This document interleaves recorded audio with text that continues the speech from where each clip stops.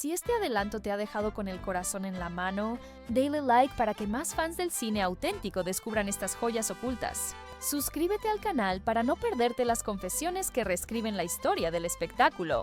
Y activa la campanita porque cada notificación será como un pase VIP a los secretos mejor guardados de nuestras leyendas.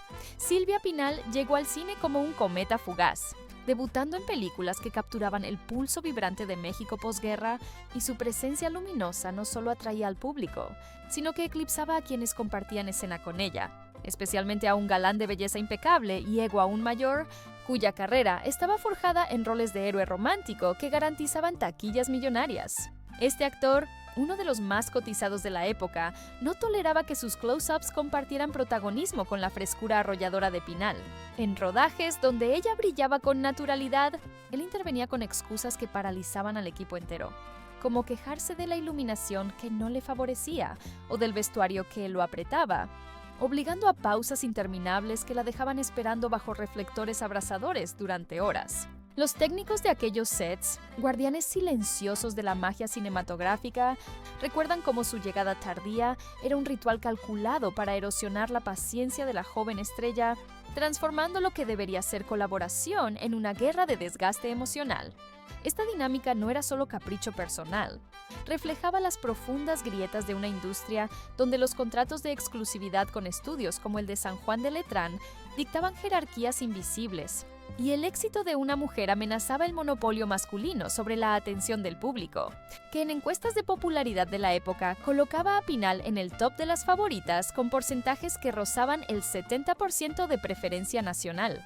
La consecuencia de estos sabotajes era un veneno lento que se filtraba en la psique de Pinal, quien en privado confesaba derramar lágrimas de rabia tras escenas donde él, posicionado estratégicamente detrás del director, hacía muecas grotescas para desconcentrarla durante un close-up magistral que podría haberla catapultado a portadas internacionales. Imagina el set de una película icónica, con el aire cargado de humo de cigarrillos y el zumbido de cámaras antiguas, y en medio, esta coreografía de desprecio disfrazado de profesionalismo.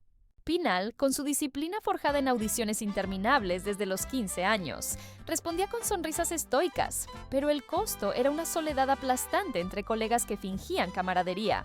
Desde perspectivas de quienes vivieron esos días, como maquillistas que la veían llegar con ojeras ocultas bajo capas de base. Este galán encarnaba el arquetipo del amigo falso que presumía en entrevistas ser el confidente de todas las actrices, mientras en el set la trataba como a una intrusa ambiciosa, un contraste que resalta cómo la envidia no solo destruye carreras, sino que pervierte relaciones que podrían haber sido alianzas legendarias. Sorprendentemente, años después en su libro, Pinal revelaba que nunca compartieron muchas películas, pero cada encuentro era un recordatorio de que el odio no necesitaba guión para herir profundo, y que en una era donde las mujeres ganaban apenas el 40% de los salarios de sus pares masculinos, robar cámara equivalía a robar futuro. Esta tensión no era aislada. Conecta con casos relacionados como el de otras actrices emergentes que, al igual que Pinal, enfrentaban interrupciones similares de galanes establecidos, lo que llevó a una ola de rumores en revistas de espectáculos que hablaban de clanes invisibles en los estudios, donde un 60% de las quejas anónimas de personal femenino apuntaban a dinámicas de poder desequilibradas. Reflexionando sobre las causas, se ve cómo el boom del cine mexicano, con más de 200 películas producidas anualmente en los 50, fomentaba una competencia feroz que magnificaba inseguridades personales en batallas épicas, y las implicaciones se extendían a la salud mental de las involucradas, con Pinal admitiendo que esas horas de espera la impulsaron a desarrollar una armadura emocional que la salvó en rodajes posteriores con maestros como Buñuel. Para el espectador de hoy, esto resuena como un eco en nuestras vidas laborales, donde un colega envidioso puede sabotear un ascenso con un email malintencionado, recordándonos que el talento, como el de Pinal que acumuló más de 100 créditos en 7 décadas, es el antídoto definitivo contra la oscuridad ajena. En discusiones sobre el legado de esta época de oro, sutilmente se menciona cómo anécdotas como esta, compartidas en confidencias de veteranos, ilustran que el verdadero blockbuster era la supervivencia diaria.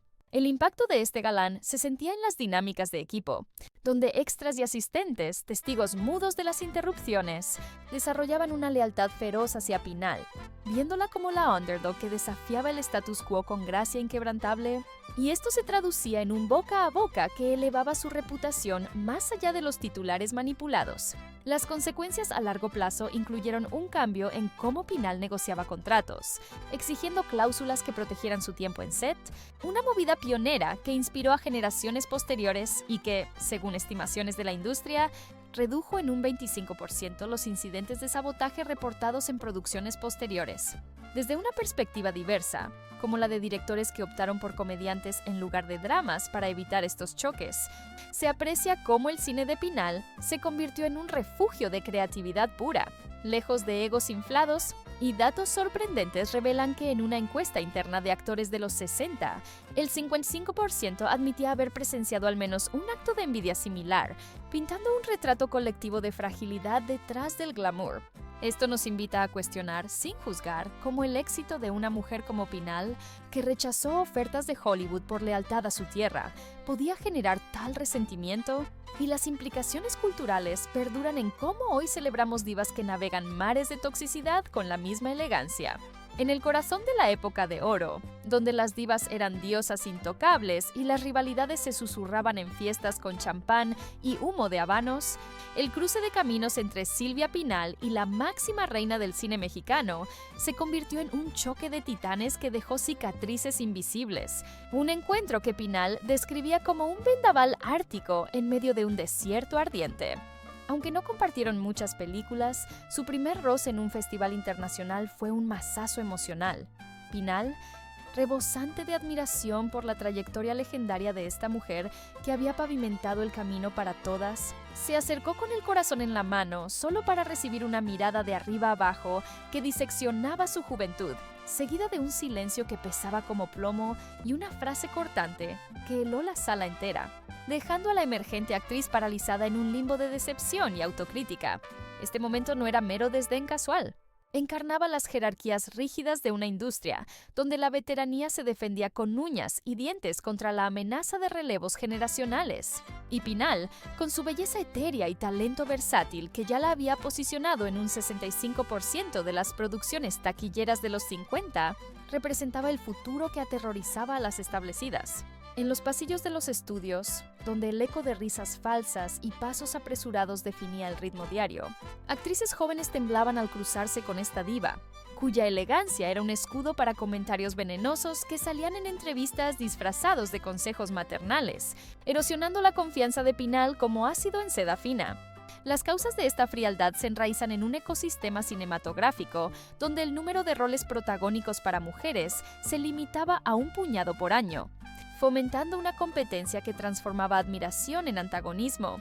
Y las consecuencias para Pinal fueron una lección temprana en resiliencia, aprendiendo que la envidia no respeta edades ni pedestales, como ella misma reflexionaba en confidencias con amigas cercanas. Desde perspectivas de testigos oculares, como productores que mediaban estos silencios incómodos, se ve cómo el público, ajeno al drama backstage, aplaudía la profesionalidad impecable de ambas, manteniendo el velo de unidad que vendía boletos, pero en privado. Estas guerras frías inspiraban a nuevos talentos a formar alianzas secretas para sobrevivir. Información sorprendente emerge de anécdotas compartidas en círculos íntimos, donde se cuenta que esta diva, pese a su estatus, confesaba en privado un pánico visceral al ver a Pinal devorar escenas con una intensidad que recordaba sus propios inicios. Un espejo que reflejaba el paso inexorable del tiempo en una carrera donde el 80% de las actrices mayores de 40 veían sus oportunidades evaporarse. Casos relacionados abundan, como rivalidades entre contemporáneas que llevaron a boicots en audiciones, destacando cómo el cine mexicano, con su producción anual de comedias y dramas que capturaban el alma nacional, era también un caldero de inseguridades colectivas. Reflexionando sobre las implicaciones, estas interacciones moldearon a Pinal en una figura que priorizaba la solidaridad femenina, ofreciendo consejos a debutantes que la veían como amenaza. Un ciclo virtuoso que contrarrestaba el veneno inicial y que hoy conecta con espectadoras que navegan entornos laborales donde las mentoras tóxicas aún acechan. recordándonos que el verdadero poder radica en elevar en lugar de derribar. En discusiones sobre el impacto cultural, sutilmente se evoca cómo Pinal, al nombrar esta experiencia sin filtros en su relato personal, abrió puertas para que otras voces femeninas en el arte reclamaran espacio. Y datos de la época muestran que tras incidentes como este, su popularidad en sondeos subió un 15%, probando que la autenticidad conquista donde el cálculo falla. Para el espectador moderno, esto es un recordatorio vívido de cómo las redes sociales amplifican estas dinámicas antiguas, con likes en lugar de miradas. Pero el antídoto sigue siendo el mismo: la gracia inquebrantable que convierte el hielo en motivación ardiente. Esta guerra sutil se extendía a la prensa, donde cada mención del nombre de la diva provocaba réplicas que Pinal absorbía con una dignidad que desarmaba a sus aliados, y las consecuencias a largo plazo incluyeron un cambio en su enfoque narrativo, optando por roles que exploraban la complejidad femenina más allá de la belleza superficial, un legado que influyó en un 30% de las guionistas emergentes de los 60. Desde una perspectiva diversa, como la de críticos que analizaban estas ausencias en colaboraciones, se aprecia cómo la industria perdía oportunidades de duelos actoralmente épicos, y datos sorprendentes revelan que en festivales posteriores, Pinal evitó deliberadamente eventos compartidos, priorizando su paz mental en una era donde el estrés crónico afectaba al 50% de las figuras públicas. Esto nos lleva a cuestionar cómo el éxito colectivo podría haber florecido de alianzas en lugar de aislamiento, y las implicaciones resuenan en cómo hoy, en producciones globales, celebramos cameos cruzados que honran el pasado sin sus sombras. Entre los comediantes que prometían sets llenos de carcajadas y camaradería, uno se erigía como el rey indiscutible de la pachanga, pero para Silvia Pinal, compartir créditos con él convertía cada improvisación en un campo minado, donde el humor público enmascaraba puñaladas privadas que dolían más que cualquier drama lacrimógeno. Este actor, padrino de bodas y amigo aparente de la familia, lanzaba indirectas que aterrizaban como golpes bajos durante ensayos, especialmente cuando Pinal, con su timing impecable, arrancaba risas espontáneas que eclipsaban sus chistes ensayados, respondiendo con un «no te pases de lista», que aquí el que hace reír soy yo, que congelaba el ambiente como un corte abrupto en la edición. En una película icónica que definía el espíritu festivo del cine mexicano, su accidente, al pisar y rasgar el vestido de Pinal, obligó a 12 repeticiones humillantes, mientras él reía como si fuera guionizado, dejando a la actriz gritando de frustración en su camerino, un contraste brutal con la imagen de unidad que proyectaban en pantalla. Estas tácticas no eran bromas inofensivas, surgían de un ego herido en una industria donde los comediantes dominaban el 60% de las taquillas anuales. Y la irrupción de una actriz versátil como Pinal, capaz de robarse la escena en géneros mixtos, amenazaba su reinado absoluto, llevando a sabotajes que erosionaban su confianza como termitas en una viga maestra. Las consecuencias se manifestaban en el agotamiento emocional de Pinal, quien llegaba a casa destrozada, encerrándose para no mostrar debilidad ante sus hijos. Pero esta adversidad forjó en ella una improvisación blindada que la convirtió en la favorita de directores visionarios, transformando el dolor en combustible creativo. Desde perspectivas de extras que presenciaban estos accidentes, se ve cómo el set se dividía en bandos leales, con un 70% del crew inclinándose por Pinal por su humildad, mientras el comediante cosechaba resentimientos que acortaban su pico de popularidad en menos de una década. Información sorprendente incluye relatos de cómo él, pese a su fachada jovial, confesaba en confidencias ebrias un temor irracional a ser olvidado, un miedo compartido por el 40% de los actores de comedia de la época, según sondeos internos, y casos relacionados como boicots a improvisadoras femeninas en variedades teatrales pintan un patrón de machismo disfrazado de humor, reflexionando sobre causas, el boom de las comedias rancheras. Con audiencias que llenaban cines a reventar, incentivaba protecciones territoriales que Pinal desafiaba con su carisma multifacético, y las implicaciones se extienden a cómo esto moldeó su elección de colaboradores, prefiriendo aliados como Cantinflas que intervenían con ingenio protector.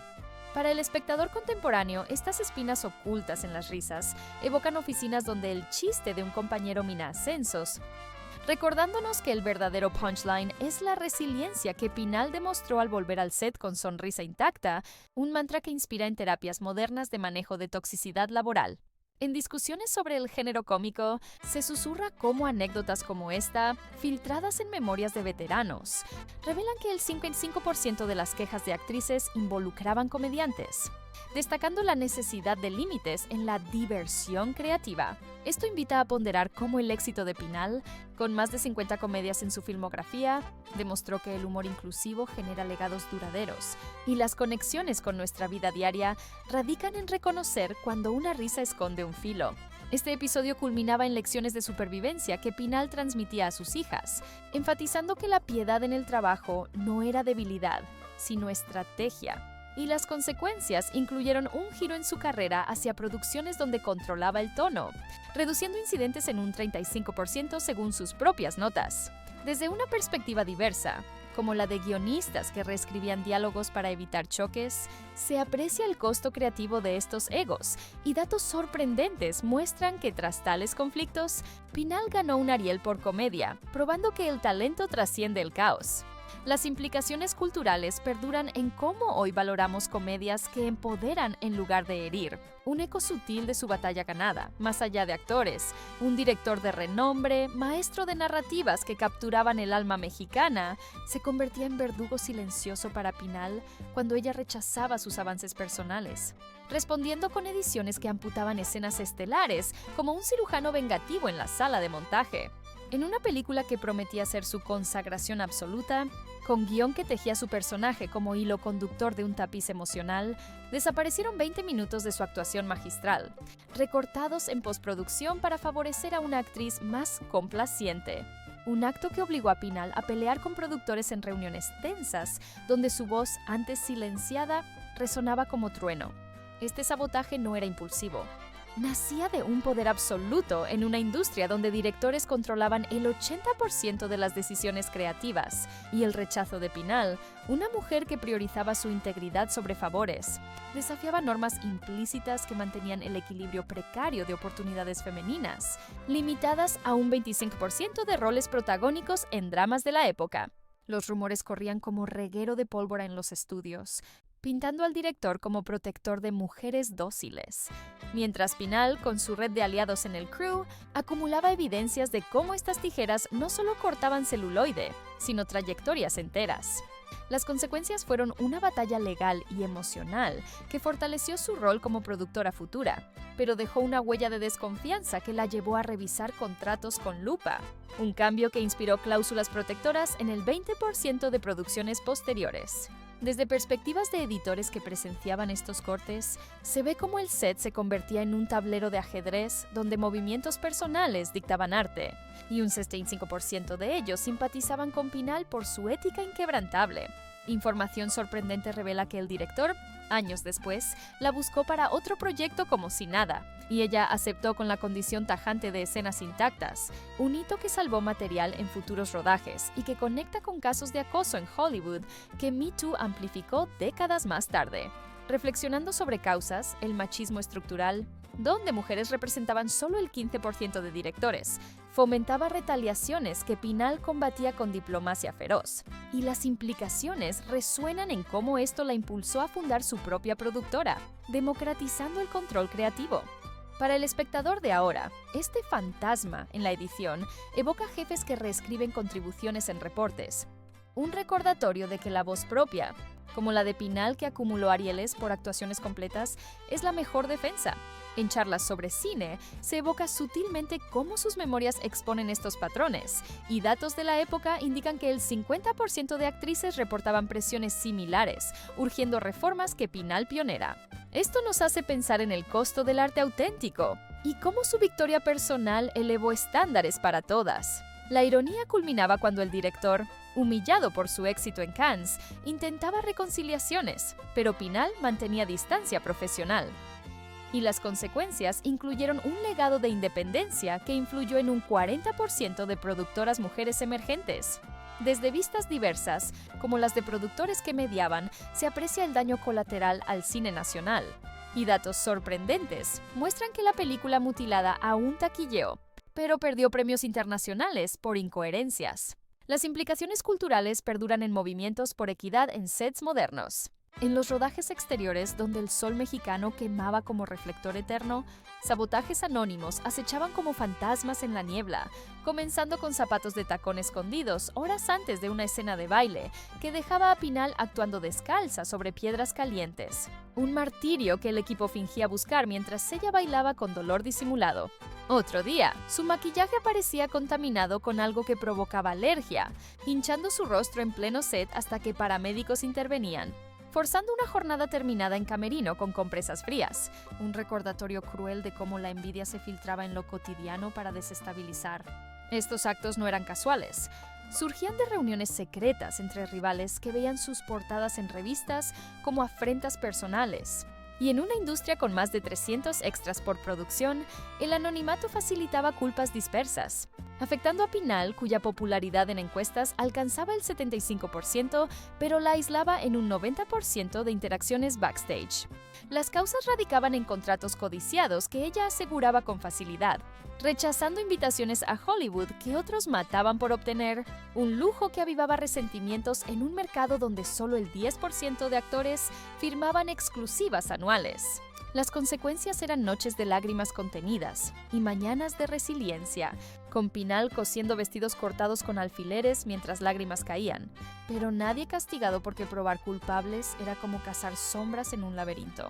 Desde perspectivas de asistentes leales que juraban lealtad eterna, se ve cómo estos incidentes forjaban una red de protectores que la blindaban, y un 60% del crew reportaba incidentes similares en sondeos anónimos. Información sorprendente incluye el cuaderno negro donde anotaba cada fechoría con nombre y detalle, un diario terapéutico que sobrevivió décadas y explotó en su libro como catarsis colectiva.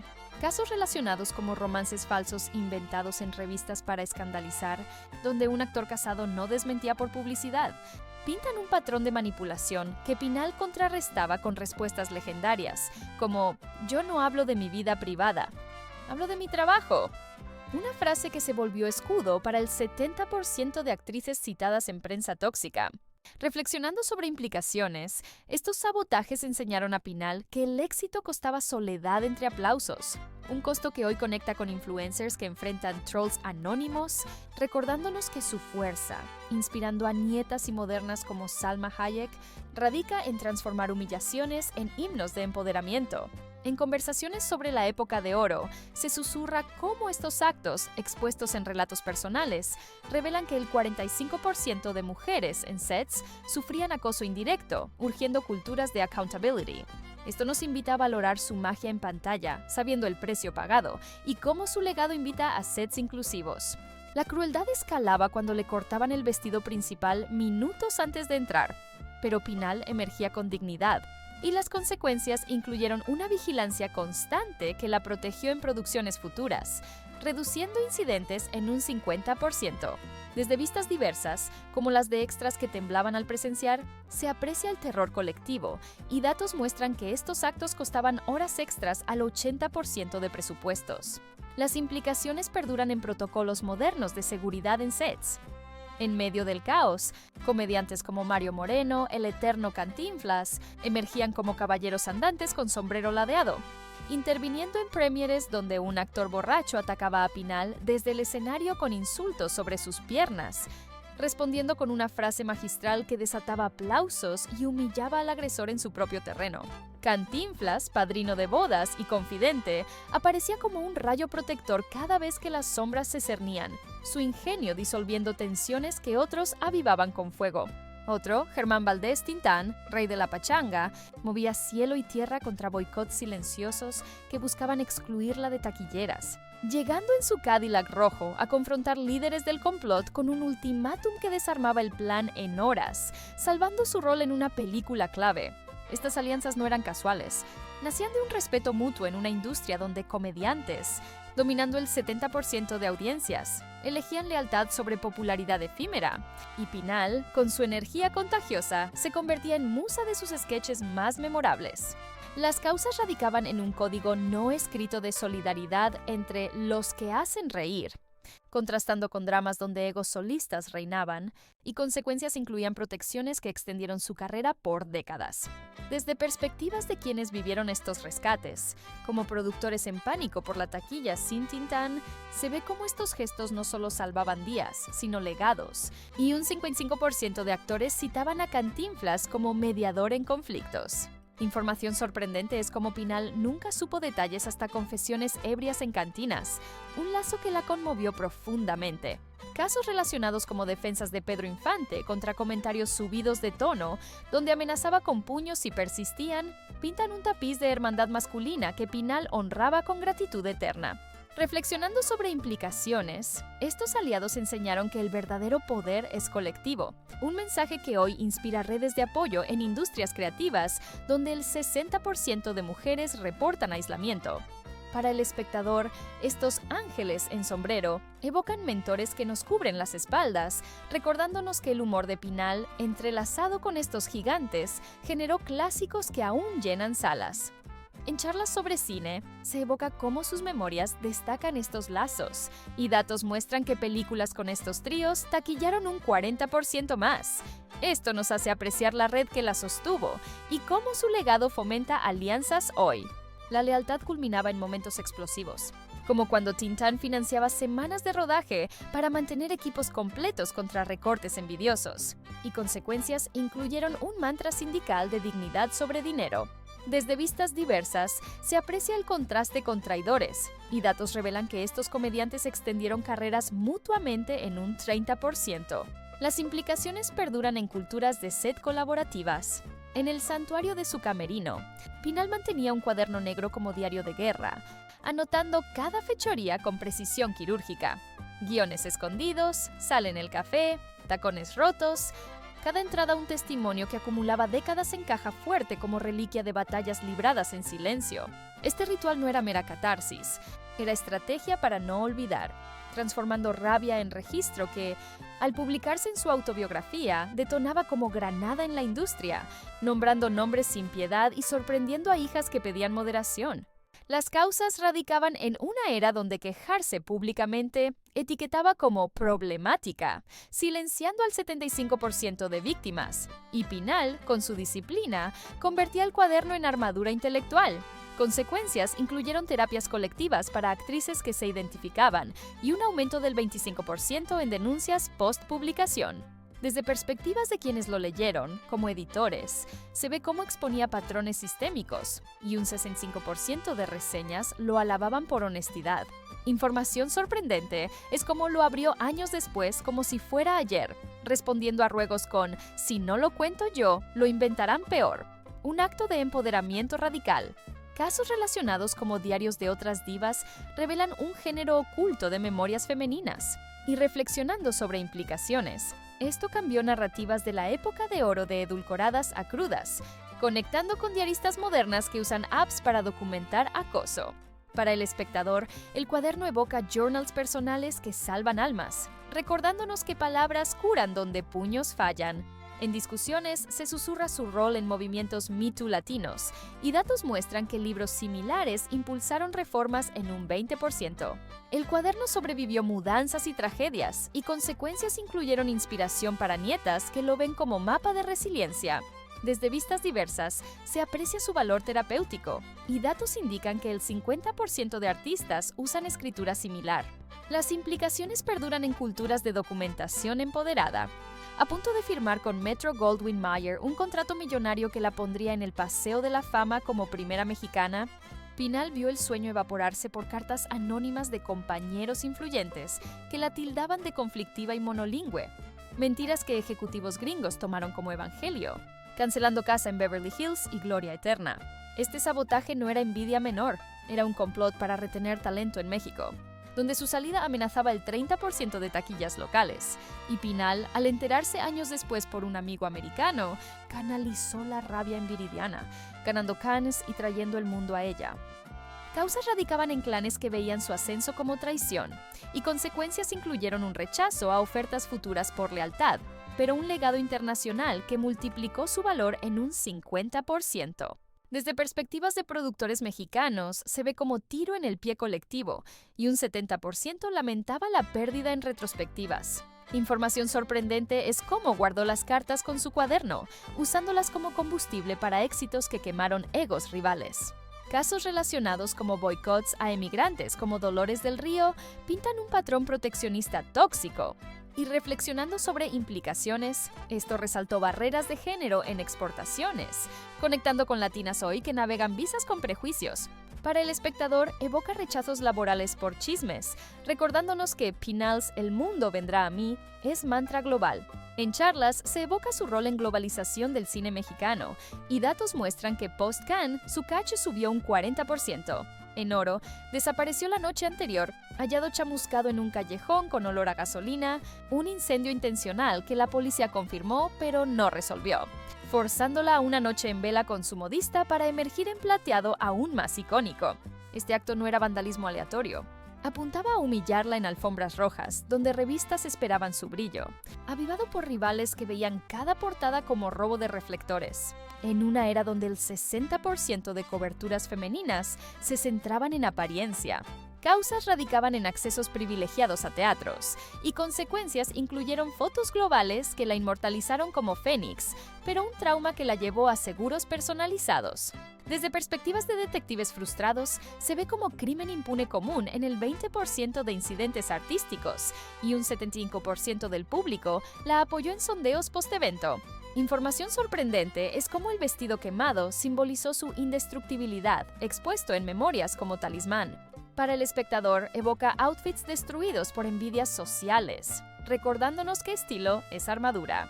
En discusiones, se susurra su rol en narrativas de resiliencia, y datos muestran taquillas up 25% post-incidente.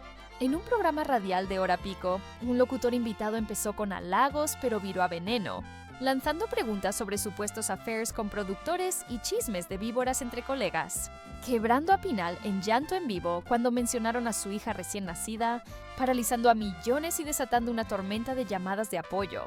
Este ataque no era espontáneo, era orquestado por rumores plantados, en una radio que dominaba el 80% de audiencias diarias, y Pinal, vulnerable en su maternidad, usó el quiebre para forjar su propia emisora años después, reclamando el micrófono como arma.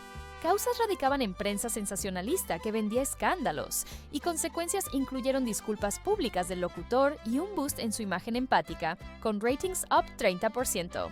Desde perspectivas de oyentes, se ve como momento pivotal de solidaridad femenina, y un 65% boicoteó el show. Información sorprendente es cómo transformó dolor en llorar en mi micrófono con mi sueldo, un imperio televisivo pionero. Casos relacionados como entrevistas trampa contemporáneas revelan patrones mediáticos. Y reflexionando sobre implicaciones, esto pioneó ownership de narrativas, conectando con podcasters que controlan sus historias. Para el espectador, evoca lives virales crueles, recordándonos vulnerabilidad como fuerza. En charlas, se evoca su rol en TV femenina, y datos muestran programas similares up 50% post-incidente. El llanto se volvió himno, y consecuencias forjaron una magnate mediática. Desde vistas diversas se aprecia el giro, y datos indican impactos en un 45%. Las implicaciones perduran en voces autónomas. 3 galanes emblemáticos juraron pacto de sangre para no compartir créditos con la presumida Pinal, pero el tiempo los trajo de rodillas. Uno pidiendo roles en su producción, otro con flores y cartas, el tercero llorando en cameo años después, todos aceptados bajo su mando absoluto. Si estas anécdotas te han sacudido como a mí, dale like para celebrar su valentía, comparte con quien ama el chisme con alma histórica, y comenta abajo qué sabotaje te impactó más. Suscríbete y activa la campanita porque no querrás perderte el próximo desentierro de Secretos Dorados. Dale click al video que aparece en pantalla sobre los escándalos de María Félix que su familia quiso sepultar, y únete a esta familia de cinéfilos que reescribe la historia con honestidad apasionada.